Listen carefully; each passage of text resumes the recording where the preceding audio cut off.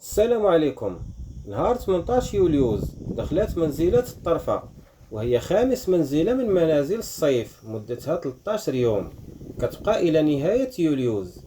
هاد الأيام معروفة بارتفاع كبير في درجة الحرارة وهبوب دوري للرياح الشرقي الحارة في جل مناطق المغرب، واللي كتزيد بدورها الإحساس بالحر الشديد.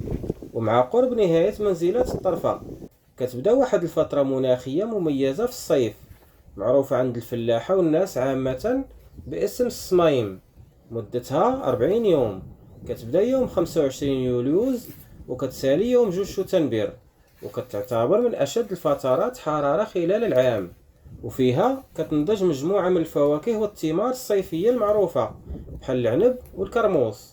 وفترة الصمايم كتمتد على 4 ديال المنازل الفلاحية، وهي الطرفة، الجبهة، الخرتان والصرفة. الصمايم سموها جدودنا بهذا الاسم لأن الحرارة فيها كتكون صعيبة بزاف وشبهوها بنار السموم، وهاد الحرارة كيكون تأثيرها على جسم الإنسان والحيوان والمزروعات بحال تأثير السم. وقالوا فيها الأولين شلة أمثال وحكم مازال صالحة إلى يومنا هذا، ومنها إلى نفخ الشرقي في الصمايم وجدد العلف للبهيم. بمعنى ملي تجي رياح الشرقي الحارة خاص الفلاح يحبس الكسيبة ديالو في مكان فيه الظل والما بارد على طول النهار، ويوجد ليها ما تاكل وتعلف، خصوصا في الصباح والعشية، حيث محبوسة على المرعى والسرحة بسبب الشرقي. وزادوا قالوا إلا صبات في الصمايم بيع الزرع وشري البهايم.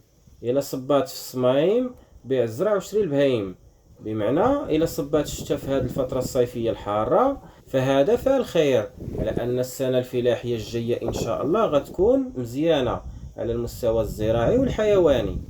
وزادوا وصونا جدودنا وقالوا في الصمايم حيطك لا تمس وعلى ولدك عس. في نظركم شنو بغاو الناس الأولين يوصلوا لنا بهذا المثال؟